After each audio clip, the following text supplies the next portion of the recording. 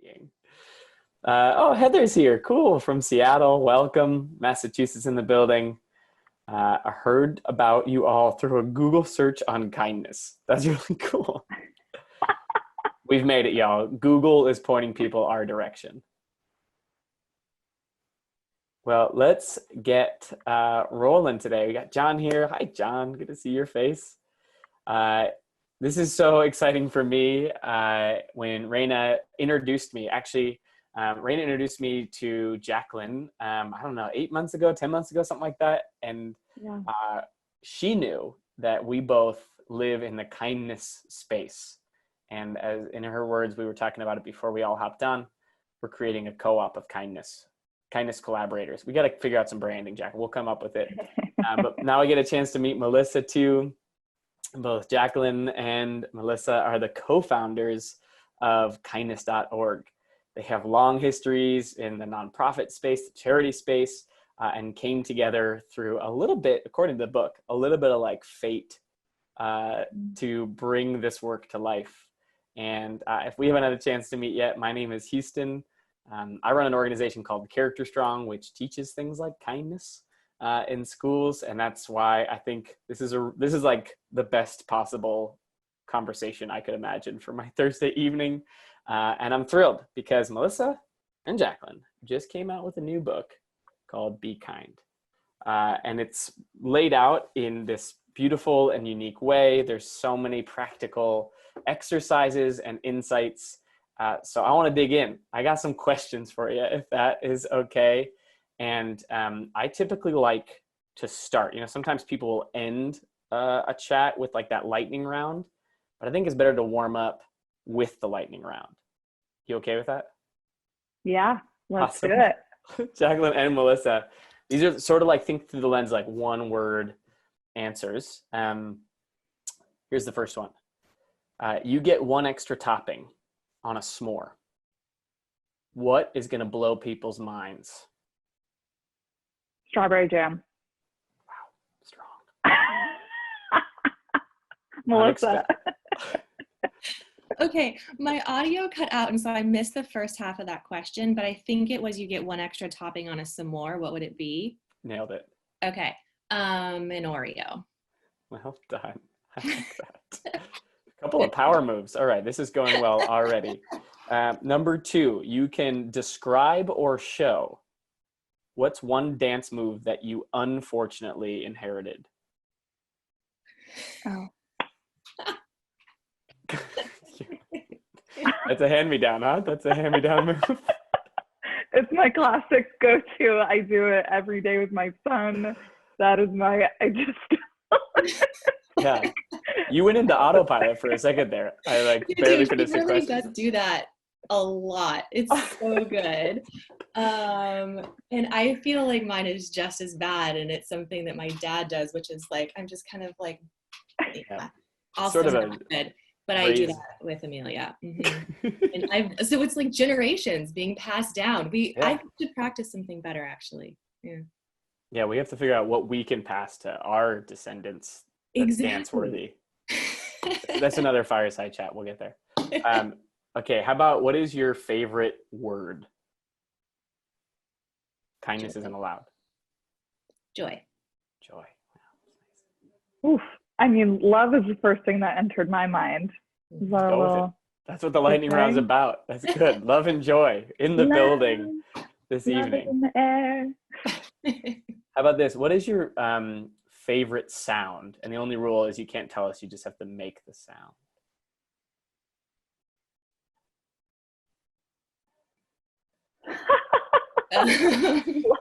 Laughter, not my that's laughter. Good. Oh, that's so good, and that's doable. Man.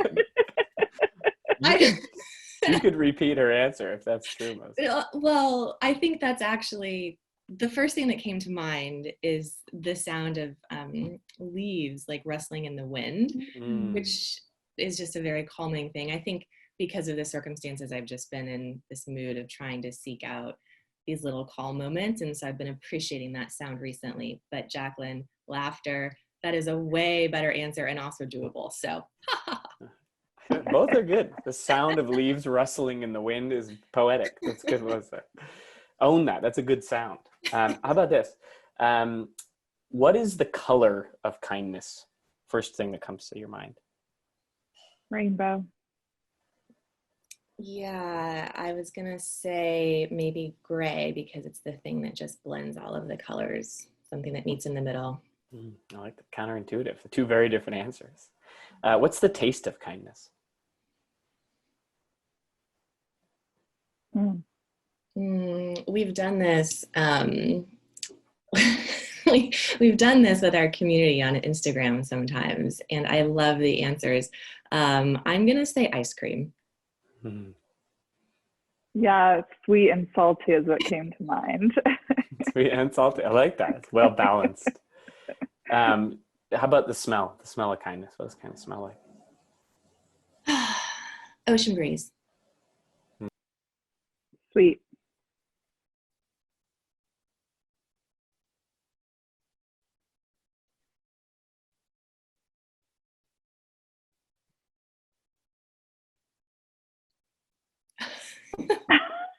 I was like, does he not like our answers? Yeah, no, I was super over it. No, I got muted and couldn't unmute myself. I was very helpless. I should have been more expressionate. I thought I was going to play it cool. Too long of a delay. Okay, one more for this lightning round. And that is, do you have pets, Jaclyn and Melissa?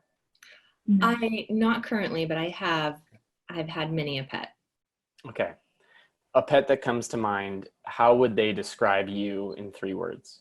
A pet that comes to mind. In just 3 words.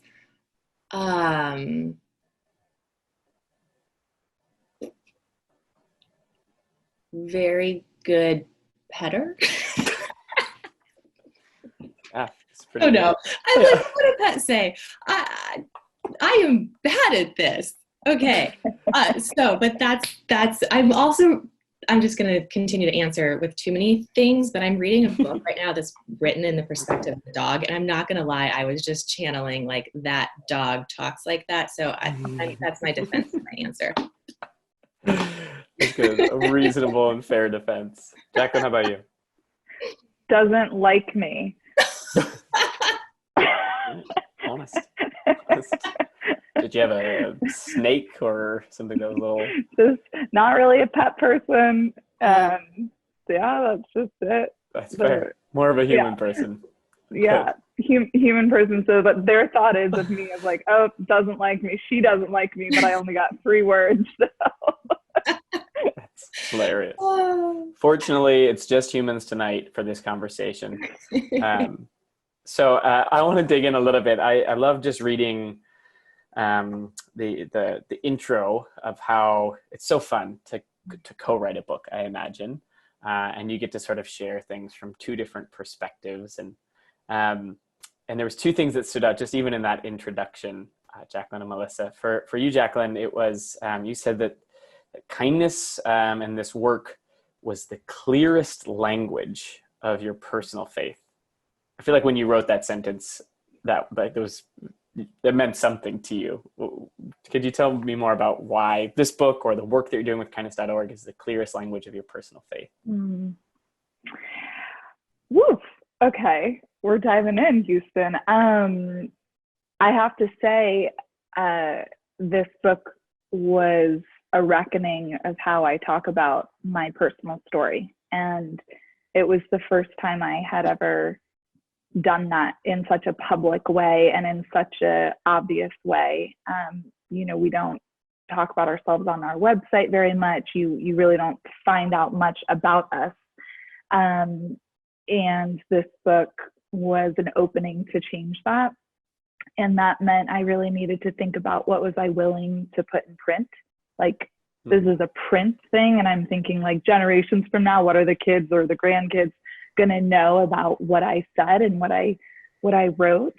And I mean, in short, I found faith for me personally in my 20s, and it was and has been a confusing thing to understand my passion for kindness and the role of faith, when so often faith can feel like you're in or you're out. This is exactly what it looks like. It's very black and white.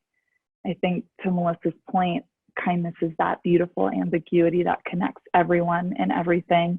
And my heart and my belief and my conviction is that God is so much more beyond a religion. He's so much more beyond who's in and who's out. And he's designed and built us as humans to lead with kindness.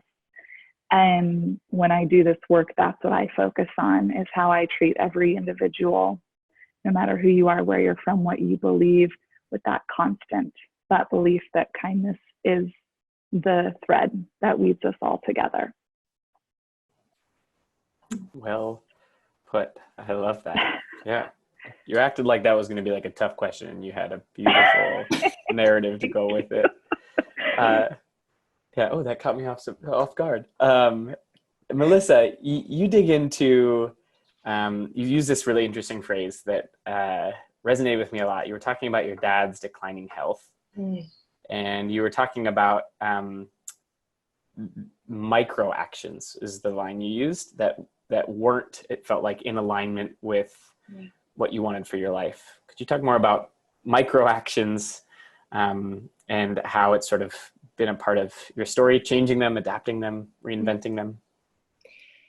Yeah, it's funny because I think, similar to what Jaclyn was saying, you go to write a book and you enter into this period of self-reflection and really thinking about what gets you to this moment and what your path was. And often when we talk about the founding of kindness.org and how we got there, you can pick so many different things.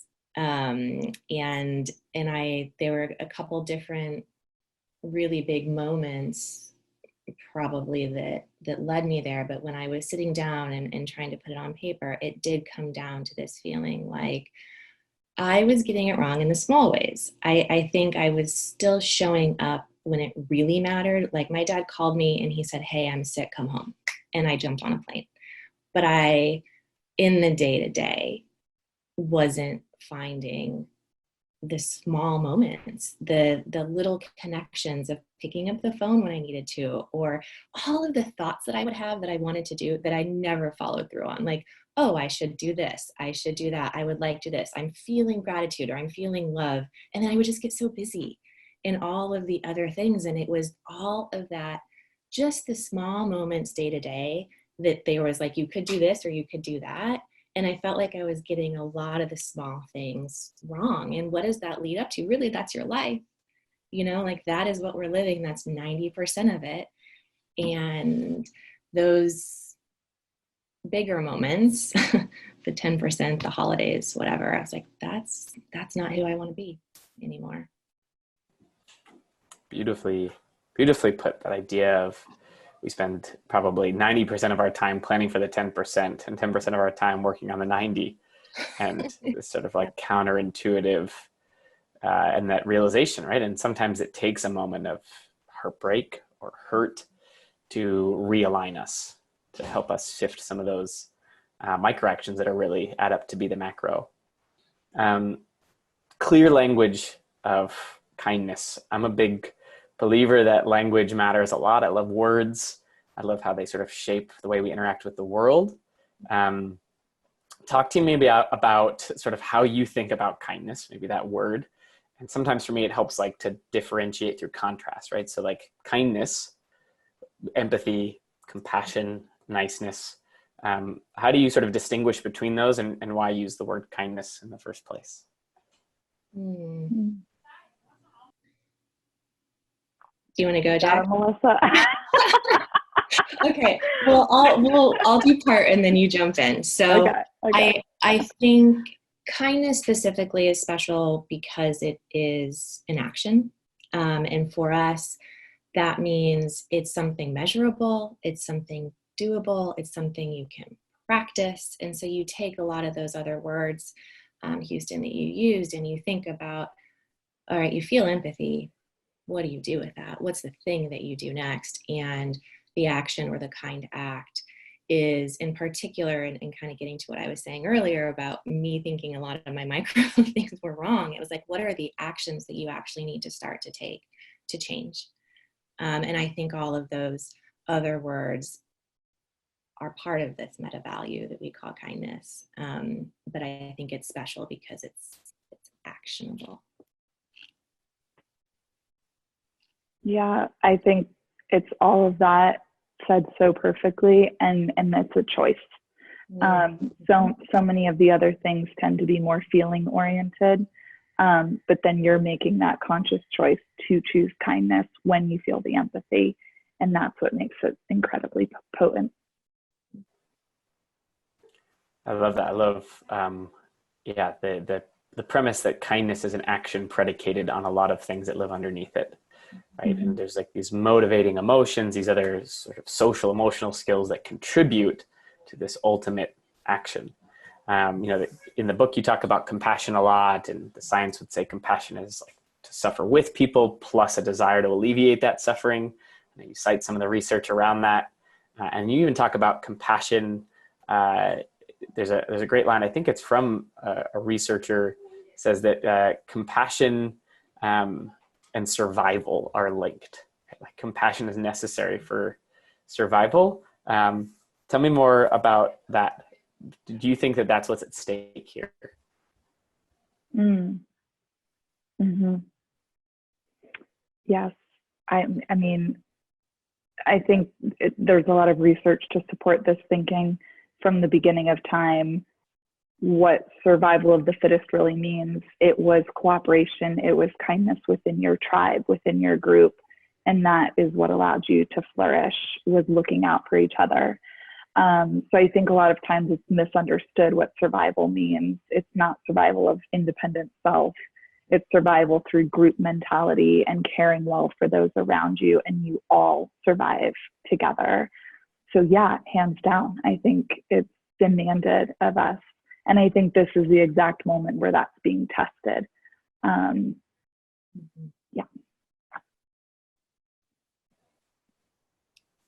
Good. How do we, what is the process by which we move from an individual survival mentality to that group one? And some of that is just simply the paradigm shift, right? It's being able to navigate that, and even looking at the research that you talk about in your book matched with some of the practices, start to bring those together. You have a beautiful story from someone in Orlando. It's one of my favorite stories in the book because it's coming from a lens of an educator, and as someone that works with educators and works in the education system, I love reading Rebecca's story. So it's cool. We have a special guest today. Rebecca is joining us from Orlando, and going to read even a small snippet from the book, a little story of how forgiveness and kindness are related. What do you think, Rebecca? Yeah, happy to jump in. Thanks so much, Houston. So this small story is called Kindness is a Muscle. When I think about the transformative power of kindness, I think of Joanna, the fiery first grader who challenged me unlike any other during my first year teaching. Joanna was growing up in an environment that required a tough outer shell and on-call aggression.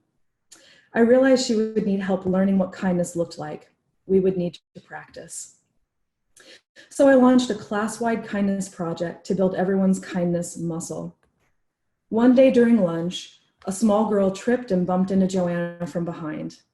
Like a reflex, Joanna whipped around and puffed her chest, but then caught my eye. "Remember, we're choosing kindness," I said, gently but firmly. Joanna's response forever changed my understanding of kindness and of teaching. Frustrated with herself, she quietly said, "Oh, I keep forgetting." Choosing kindness was so radically different from the script she had been given. She didn't just need to practice doing it, she had to practice remembering it. And this is when I saw the change. Once Joanna trusted that it was safe, she began to put down her armor and wade into the world of kindness. And as she did, she became a different student before my eyes, sensitive and tender, highly creative, socially gifted, joyful. For Joanna, kindness was a muscle that had never been allowed to develop. For me, It was like watching a butterfly struggling through its cocoon before flying away free.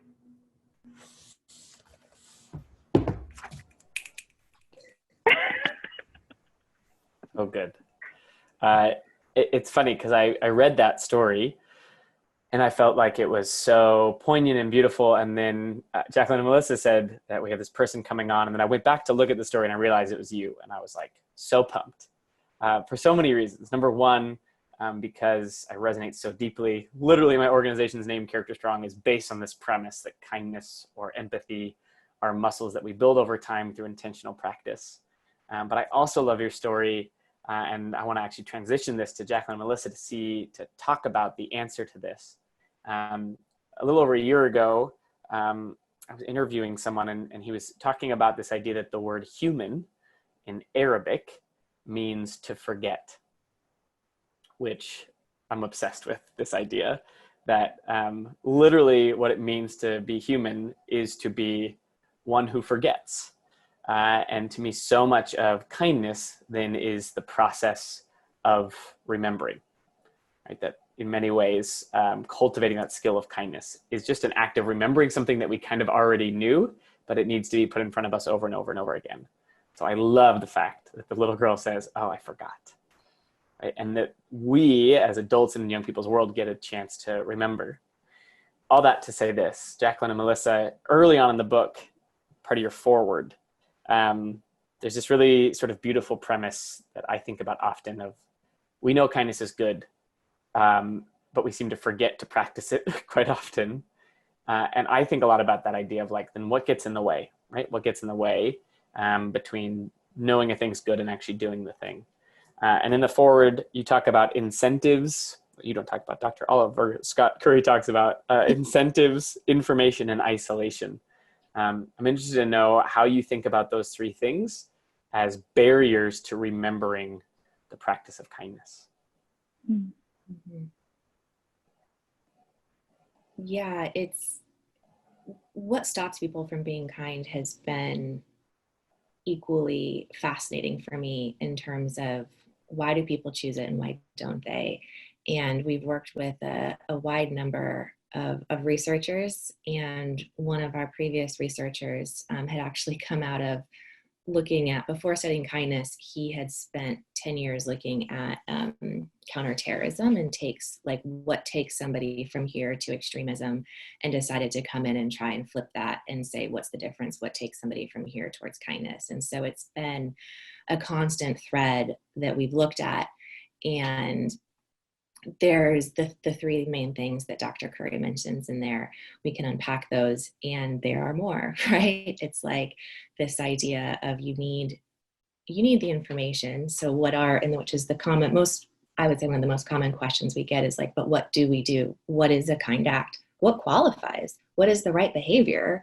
When you don't really even know, especially when you're in a new circumstance, a new environment. We're in a pandemic. What is a kind act right now? The things that you would have said before suddenly aren't.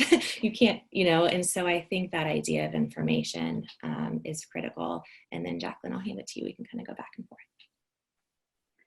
Yeah,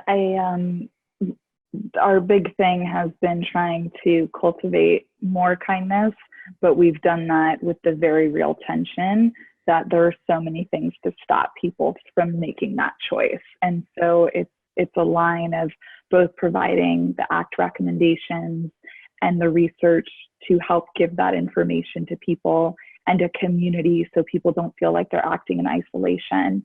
And through all of that, we've seen a real paradigm shift. In fact, recently, a story from a teacher, when we provided the information on the science of kindness, the why it matters, the impact it can have, one of the teachers shared she was so struck by the response of her middle school boys, because it was when they had the information that they then wanted to think about acting differently. And it wasn't until that happened that she saw that shift. And that was that case, right? And then we have others who write us and say, I'm lonely and I'm depressed, but I see what's happening here virtually, or I see what's happening around the world with these actions, and I want to be a participant in that. And so they go out and try something. So these real life examples, I think, have been the reminder to us that the barriers exist, but they are able to be overcome. Mm-hmm.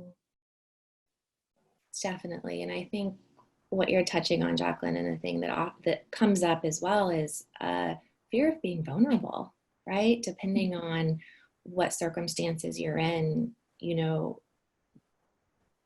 being kind can expose yourself. What if it goes wrong? What if you get rejected? What if you get taken advantage of? And how do you deal with that? And that's, you know, something that we've talked a lot about with Dr. Curry. And I think, you know, he's British, and he's just so straightforward. And his answer very much would be, well, yeah, sometimes you're going to get taken advantage of, or the kinder you are, sure, statistically, then maybe you are opening yourself up to that on a slightly higher scale. But is it worth it? Yeah. Are you going to be happier? Yeah. Is society as a whole going to thrive if we are engaging in these kind of behaviors? It doesn't mean there isn't going to be somebody who's going to exploit it, but that's such the minority. And I think trying to give people the information to understand the difference of, and this is something we say, you know, just try it, but you look at all of this research and it's like, oh, the reasons that people aren't being kind, there's often a pretty big delta between the reasons why and then what the research actually shows is likely to happen. And that's what we're really trying to pick at piece by piece. It's a bit like jumping into cold water, yeah? Like the cold plunge that we know is good for us, but it's like the resistance to the first initial step can be so large that sometimes we won't jump in. One of my favorite quotes is from Peter McWilliams. He says, "It is a risk to love. What if it doesn't work out? But what if it does?" And I think about that premise quite often, which is exactly what people navigate when it comes to kindness. That question of like, what if I show up and I care and I get stepped on?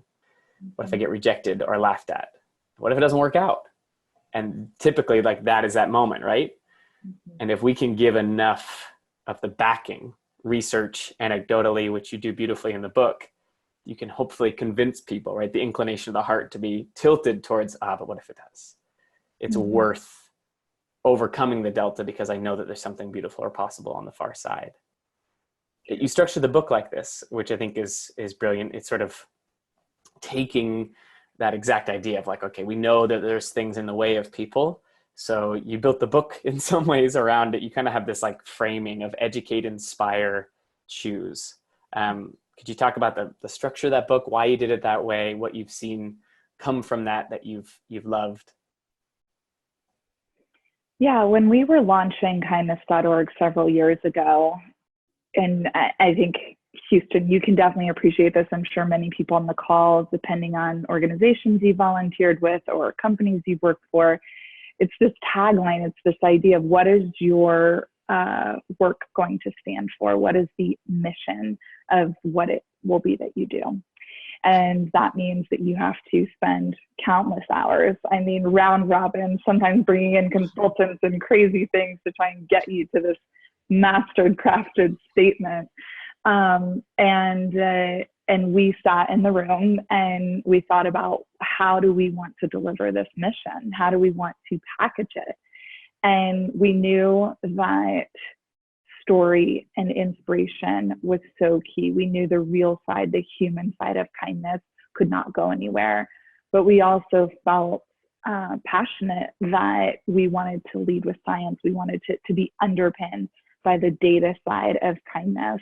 And so by coupling education and inspiration, we felt that could be potentially the power couple to prompt people to choose kindness. That if they had both things, kind of left and right brain being fed, then hopefully that would incite kindness. Or maybe they just needed the science, or maybe they just needed the inspiration.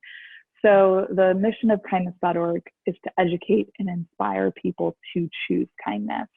And when we were approached for this book, it was pretty much, how do we package that? How do we take that mission and put it together in a way where you're getting all three of those elements. And so that is what emerged. We got to figure out more power couples in kindness. That's good. I like that. What is their couple name? Education and inspiration. You know, there's like Brangelina was a thing for a while. Inspication. Yeah. You got to write that down as part of your next book. It really is though, right? You sort of need, but it's like so much of the work is less about convincing people and more about barrier removal. And people have different reasons that are preventing them. So I love that. Yeah. Sometimes it's the education piece. Sometimes it's the inspiration piece. So kind of you're building a case, right? I always think about compassion. You're like, you got to build the case. And if you can make it ironclad through, here's the data, here's the idea, and here's the story. You're like, you have no way out of this. Like, you've got to do this now. Right. There's no more excuses. You know, it's like having a personal trainer in the room with you, where it's like, here's your diet. I've made your food. This is why it's good for you. You just got to put it into action. I think to your point, I mean, there is something to be said about that. I think people sort of can resist kindness because it feels like a very, maybe even oversimplified thing. I think culturally, one of my biggest frustrations with the way we talk about kindness is that I think we fluffify it. Right? Like a lot of the news stories you see about it are very much like the random acts, which are good things, but sometimes things get passed along to us in the news are the fluffier things. And yet when you get into it in your book, you build a little bit of a more richer case for what kindness can entail. And you kind of have this, like kindness is in many ways an umbrella term that encompasses a lot of these other things underneath. You talk about humility, you talk about honesty, clarity is kindness. You have a chapter about that. You talk about forgiveness. Rebecca talks about it, but a lot of people reference self-forgiveness, self-compassion. Talk to me more about how you think about those other traits, which in common vernacular seem to stand on their own, and yet you're drawing a line how all of them are kind. Mm-hmm. Yeah. Great question. I think, when we get back to how do you define kindness, and that was one of the first things that we really had to kind of work on from, like Jaclyn was saying, from the scientific standpoint, what does the research and the science actually tell us? Because you're so right, it gets fluffified, and it's the random acts of kindness that are always talked about. And we've shifted from that. But it's not random, recommended. So it's like recommended acts of kindness. And that really is a lot more. Sure, I will say you can still do them randomly, but go out with the intention. And within that, if you say, a kind act or kindness is an action with the intention to benefit, right? It's this thing that you are doing to try and do good, if you will. And that can look like so many different things in those circumstances. And if that looks like the clarity one that you were mentioning, which was, a woman who had her vet give her really harsh news. And you can take that and say, absolutely, that was kind, because he was telling her what he needed her to know so that she could act accordingly. And when I interviewed her and asked her, what do you think about when it comes to the kindest thing somebody's ever done to you, that was immediately the first thing that came to mind. And she cried talking about it, but it was what lasted. And that story was from 10 years ago, right? And so you think about that, and I think Jaclyn has done such a good job really constantly reminding us of, as part of our mission, the hard side of kindness and the really deep, challenging stuff around forgiveness and humility. And what does that look like to really go a lot deeper than a simple, polite action? Yeah, and I would add to that, these submissions and contributions, they were sent in. You know, we invited people from all walks of life to share their story with very, very, very little constraint and guidance, precisely because this idea that kindness is a language everyone speaks that goes beyond race, religion, border, culture, age, is demonstrated when you ask someone, what's a story of kindness or an act of kindness you've received that you would share? And this is something we've done since day one. We used to sit around doing dinners with people from all walks of life to just talk about kindness and really learn ourselves what is the landscape of kindness from tech people and entrepreneurs and, you know, people in the NGO space. And the one thing that was abundantly clear is it's very personal, and everyone's experience with it is very different. And yet that makes it beautiful in that it's very real to them. And so these were stories that were submitted where someone said, well, my act is someone giving me an umbrella, and that has stuck with me for years and years. Or my act was the depth of forgiveness of my father when I felt abandoned. And, you know, that was their experience. And I think all of that shows the beauty and power, again, that we can all agree and appreciate on, I think, of just how powerful kindness is. Yeah, the premise, Brene Brown puts it well, Melissa, when she says clear is kind. Pretty simple. Unclear is unkind. Kind is clear, right? The clarity, even if you're delivering something hard, can be the most kind thing you can do to someone, because it frees them from ongoing worry. And when you hold people in suffering because of being unclear, that can be brutal, right? The moment is hard, but that ongoing thing's tough, very tough.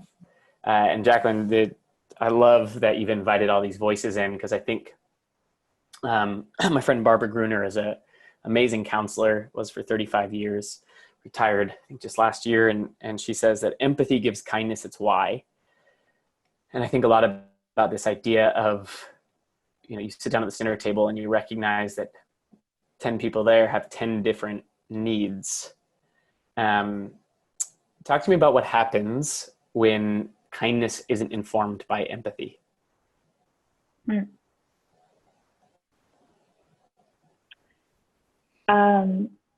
Well, my initial thought to that is we've actually said that it's okay if you're acting without feeling guided by empathy. So we want, when we think about removing barriers, the process of it, I'd never want someone to feel like, well, I guess I can't be kind since I don't feel empathy right now. And we have someone in our network actually who really struggles with people who are experiencing homelessness. We have a couple of people who have shared this story with us.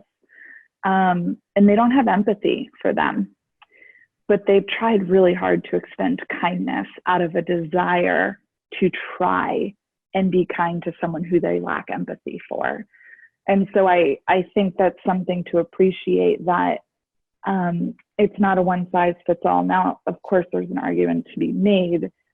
Most likely, yes, when you have empathy, that could lead to kindness, that would lead to kindness, it should lead to kindness, but it also doesn't always. And what Melissa said at the beginning is something that has really driven us. And it's the idea that people might have empathy all day long for someone they see, but if they're not acting on it, that person doesn't receive the benefit of that empathy that we have. So that's why that action is the most important piece.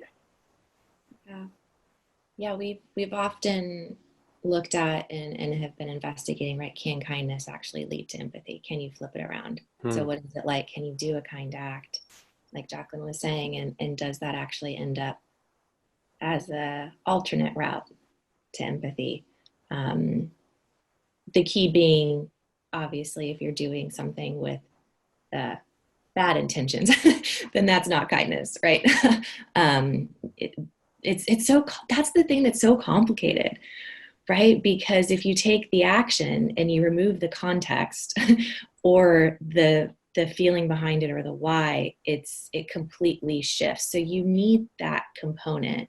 But I think the very interesting thing is it doesn't always have to, it can just be with the intent to try and do good. It doesn't have to be this. It doesn't have to just be empathy. And I think that can be very freeing for some people. Yeah, sometimes, what we know in the current reality, especially people who are caregivers or people on the front lines, educators, like that compassion fatigue can come if every kind of action we take is also associated with the emotional side of empathy, right? If we're investing in emotional energy into every single one of those things, we overwhelm ourselves, we burn ourselves out. But we can still have empathy from the perspective taking, right? Like, I might not feel empathy for someone experiencing homelessness, but I can take the perspective of this is hard. I still want to serve or help. So I think that David, my friend David, is asking, empathy equals feeling, kindness equals action, ? And I think, I think that's like a nice boil down, but it does get more complicated because empathy is not always a feeling. Empathy is sometimes a perspective. And sometimes, empathetic concern is the action. Is this I want to alleviate your suffering. It's the compassion side of things. It's interesting you sharing some of these, the people that have submissions, the people you've talked with who feel like they have gaps. Empathy might be one of them for some people in a certain scenario. Tell me about where you feel that biggest delta for yourself. Like, what is that ingredient that you feel challenges you most? Is it honesty, humility, forgiveness, empathy? What are you working on still? All of it. Yeah. All of it. All of Oh my gosh. I talked about this a little bit in the forward. I think for me, it really is just practice, and giving yourself, we say, kind redo, because I get it wrong all the time still. And I think it's, man, I don't know if it's, if I had to sum it up, if it's patience that I work at. I have a tendency to want things to be perfect and wonderful and kind of like an achiever, annoying. And man, I just, like, if things aren't going fast enough, I can be terrible. And I'm just, I remember, I tell a story sometimes. I called Jaclyn, we were like a year in, and I'm trying to get to work, kindness.org.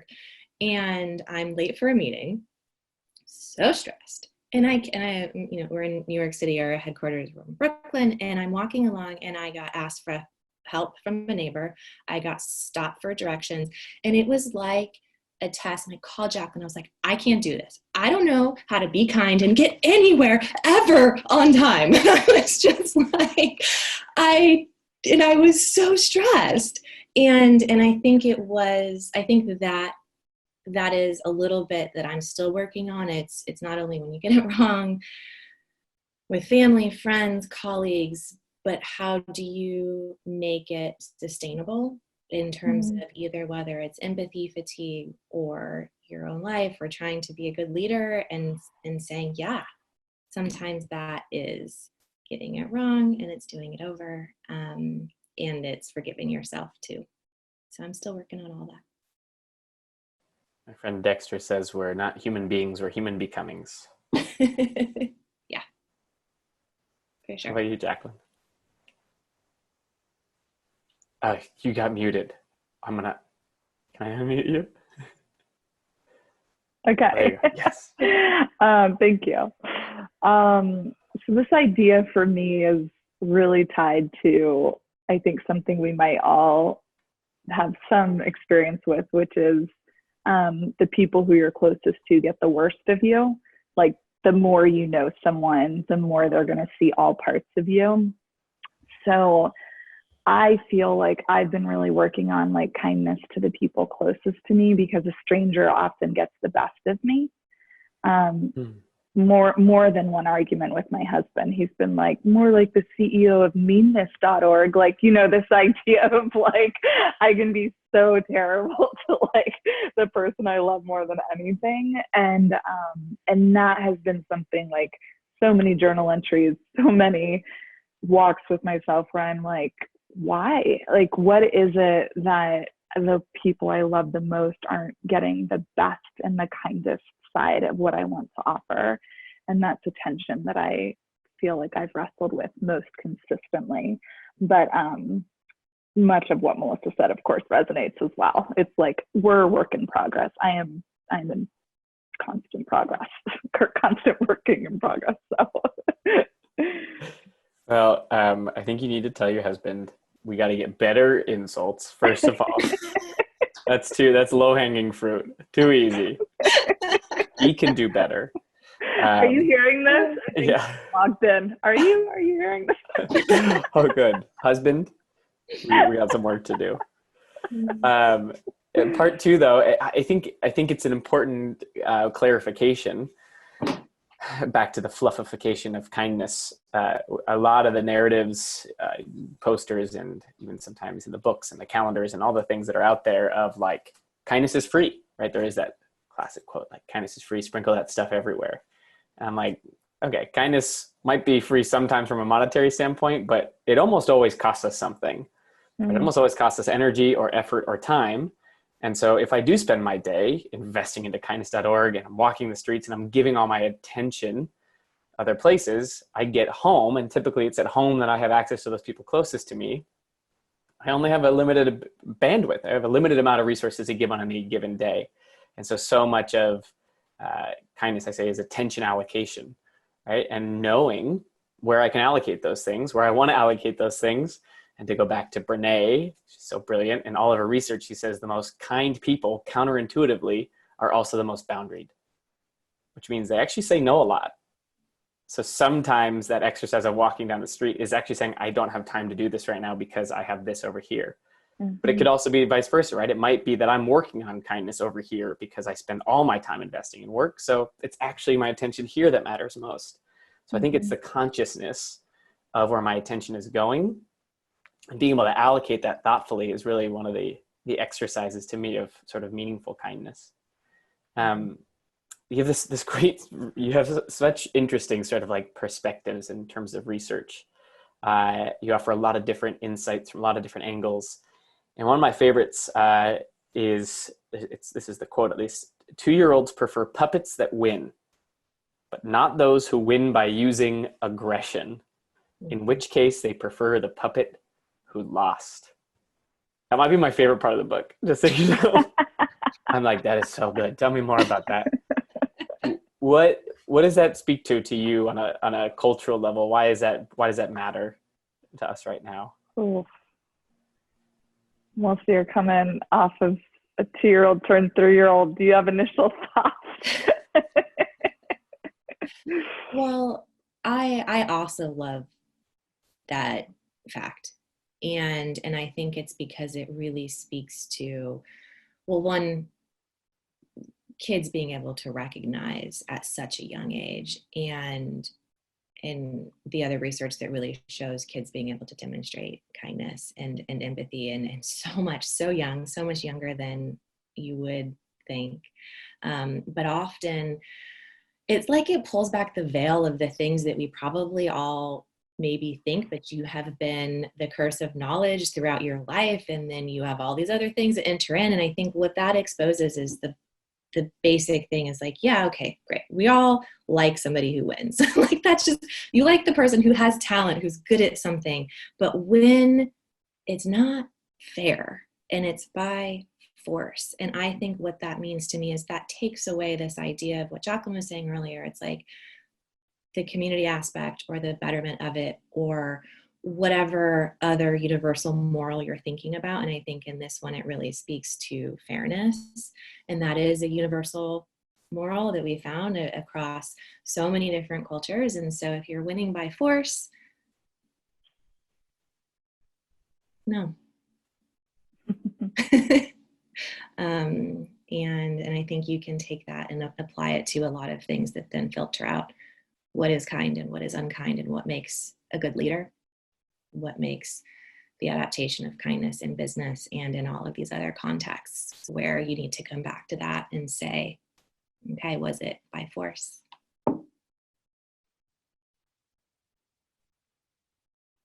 Perfect. Nothing to add. That was great. Yeah, I co-wrote the book with her. She's good. I like her. You got good stuff. Keep her around. It'd be tough if you did you find any disagreements along the way? That is an interesting question of like, No, this no, it was Never. like a dream. We were like, Really? no, Houston, obviously. It was like, I don't know. You guys crushed that answer together, so I don't know if you're like, this is the normal dynamic or you're. no, I mean, that's what makes us a good team, I think. We definitely duked things out, but it was for the betterment of the product. It was like challenging until we were both like, yes, because this is the best thing for it. So it was all worth it. And I think that's what makes, it's something, well, I know I'm so proud of, because it was labor of love in a way I can't even explain when you do it with someone. Yeah. Totally. I think it pushes you in all the right ways, right? Because we're both wanting, it's like when you're doing a creative thing that's also combined with science and then the book and our mission and honoring people's stories. And then it's a designed book. So there were so many small things and we really tried to honor making those decisions jointly. And we wouldn't be a good team if we thought exactly alike. And so having to work through that and have the trust in our relationship, that we could disagree on things, but in a really good way. I think the overall experience of the book was one of such joy, and it was so fun. And I would talk to other people and they would say, oh my gosh, isn't that just the worst? Aren't you so glad to be done with it? And oh my gosh, you had a co-author and I can't imagine. And I was like, I mean, it was hard. It was a lot of late nights. It was not easy, but it was so inspiring. And it was so wonderful. And I don't think I could have done it with anyone else but Jaclyn. But it was great. Sometimes collaboration and compromise, like those are all actions of kindness, right? That just the very process of building this, I'm sure, was an exercise in what you were sharing. We're almost at the end. And so I do want to, we're giving away 2 books, I believe, to people who are in attendance tonight, which is really exciting. I love sharing this with people. So here is, right before we get to our last question, I'm going to drop into the chat a prompt, and I apologize. I'm going to ask for control over who gets the 2 books, because the prompt that I'm putting here is a kindness compliment competition. So I've presented it in the chat. The prompt is, Melissa and Jaclyn, thank you for making a book that speaks to my blank. Tonight has inspired me to blank. You are better than blank and blank combined. So as a way to celebrate you and as a congratulations to writing this book together, people in the chat, go ahead and fill. Yeah, Rebecca says, the greatest Mad Lib activity ever, you mean? That's the one. Go ahead and drop that into the chat. We'll let those come in while you think about this final answer. The world could use some hope. You put a book into the world at a time where it probably needs more kindness. Could you close us out tonight with a statement of hope? What gives you hope right now? Something you lean on for hope? What feels hopeful for you, and what could we offer others who are needing it?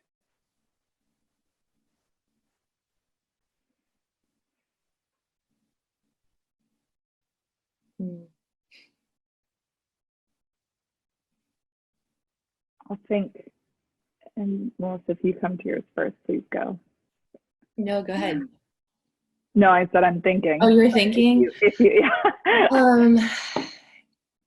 It's the thing that's coming to mind, and I will say it, but then I need to go back and look. I have a real thing against saying quotes without knowing who said them. So maybe someone will know this. I'm going to butcher it a little bit, but I was just looking through a bunch of old boxes from high school me, and I found this quote that I had written down, which has actually been inspiring me the past couple of weeks, which is, it's never too late to become the person that you were meant to be. And I think this idea of kindness and practice and all of us getting better, it's never too late. And that's the power of kindness. It can rewrite the ending.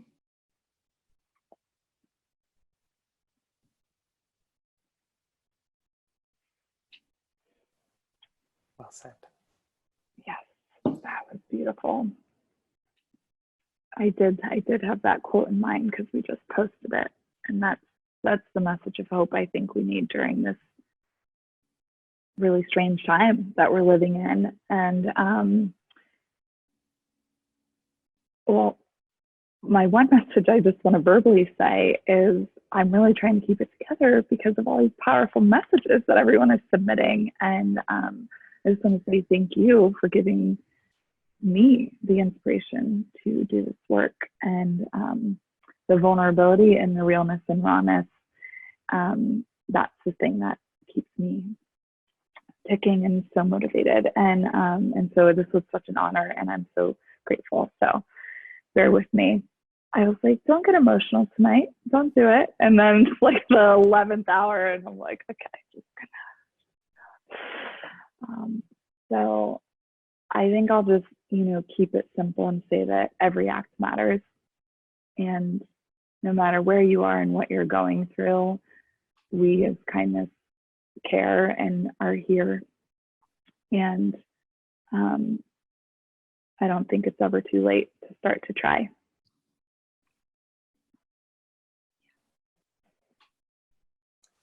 Heard it here first. Every act matters. Not too late ever to try. And we certainly have time to become the people we want to be. We're human becomings, and it's a matter of practice and repetition over time. It's that muscle. And it's a muscle that it turns out we get to work in a whole bunch of different ways. Honesty, humility, forgiveness, compassion, empathy. All those things are things we can exercise every day, even in a very, very small way. Those micro actions add up. Maybe if we spent as much time thinking about the little things as we do the big things, we'd recognize that the little things are the big things. Thank you, Jaclyn and Melissa, for this gift right now. Be kind. A year of kindness, 1 week at a time. That's kind of how we got to take it. One small action at a time along the way. This has been a brilliant conversation. I want to chat like this literally for hours, and I hope we get a chance to. More coming soon. Rebecca, thank you for showing up here in Orlando. It's late over there, and sharing your stories. And thank you, Raina, for making this happen. She is one of those people that brings people together for the betterment of all. Thank you, Raina and Children's Media Association, for pulling this event together. It's hosted. We are on the Good Workhouse Zoom channel right now. And before I pass it off to Jesse to share some really exciting news in that department, I want to give away 2 books. I saw this one come in and I liked it a lot. It's from David. It's an educator in Texas. He says, Melissa and Jaclyn, thank you for making a book that speaks to my weaknesses and my possibilities. Tonight has inspired me to continue to work against the sides of my cocoon. You are better than dark chocolate and bacon combined. Pretty good. Pretty good. Here's what I'm going to do. I'm going to choose one more because I know it's probably hard for you to choose your favorite of all of these really, really good things. But the other one that I saw come through that I really liked is from Heather, a mom in Washington. Listen, Jaclyn, thank you for making a book that speaks to my soul. Tonight has inspired me to lead with kindness. You are better than M&Ms and movie popcorn combined. Tonight felt like a movie, didn't it? It was nice. So Heather and David will drop us a note. In fact, if you want to direct message myself or anyone on the Good Workhouse team, we'll make sure that we get your address and send one of these your way. And for everyone else in the chat, you can purchase this now. You can find it online. Just search and Be Kind, a year of kindness, 1 act at a time. And maybe we can drop a link in the chat as well. I'm going to pass it to Jesse, who is the founder of the Good Workhouse. And we're going to show, if you're willing to stick around just for like literally 3 minutes, a video of something that the Good Workhouse is launching literally as of a few days ago called Camp Good Workhouse. Jesse, take it away. Thank you, Houston. Wow, great job. And Jaclyn and Melissa, thank you so much for joining us tonight. It's really an honor to have you here. Raina, thank you for making the connection, watching over the Good Work House as you do. So yeah, Houston turned it to me, and I'm pretty much going to turn it back over to him in the video you're about to watch. So Donovan, yeah, great. So as Houston mentioned, we are launching virtual summer camp for middle school and high school students. We're so excited. Camp Good Workhouse. And go ahead, Donovan, start the video.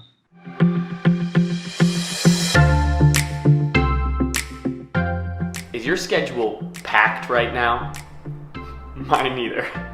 Summer is supposed to be the time where we go on adventures with friends and go to places like camp.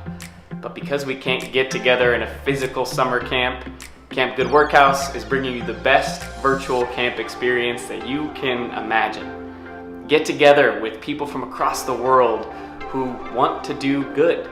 And over the course of a week, you'll learn the skills you need to be good to yourself, be good to your neighbor, be good to your community, and be good to the world. What else do you need to know? Well, here's Jeff. At the beginning of camp, we'll put you in a pod, which is kind of like a cabin at summer camp. It'll be a group of 12 to 15 students that you'll really get to know over the course of the week. You'll be spending each morning and afternoon with them. Pods will meet in a safe, private, virtual community where you can chat, you can video call, and you can post things that you're learning about and things that you're creating during the course of the week.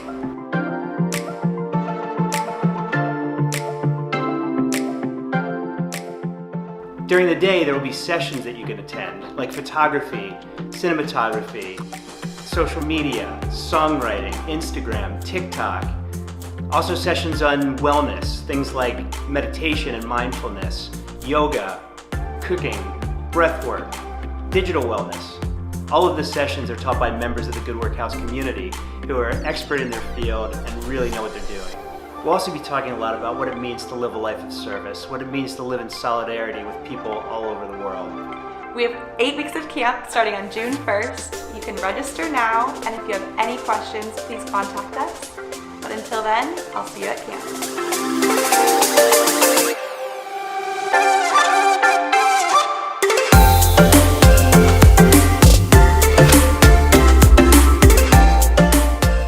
Yeah, we're so excited. We have a really special community here. We're about serving connection. We're about creating meaningful opportunities for people to connect with each other in really authentic ways around service to other people. And we realize my wife, who's on this in the room tonight, Leanne Wave, at home up in San Francisco. Leanne's a teacher, and I've been able to witness her teaching her 5th grade class on Zoom over the past couple of months, and it's just been such a beautiful thing. And I've noticed how what she's doing for those kids is so much more valuable than just what they're learning. And if they don't learn anything at all until the end of the year, it's okay, because she's providing so much meaning in their lives and so much connection and normalcy and stability. And so I realized that this community here is made up largely of campers and camp counselors. And Houston, of all people, is the consummate camp counselor. And so it became really clear, wow, we have an opportunity. He's back. We have such an opportunity to bring this community that we have, to welcome so many people into it and help them to feel belonging and help them to feel less lonely at a time when everyone's struggling, including kids.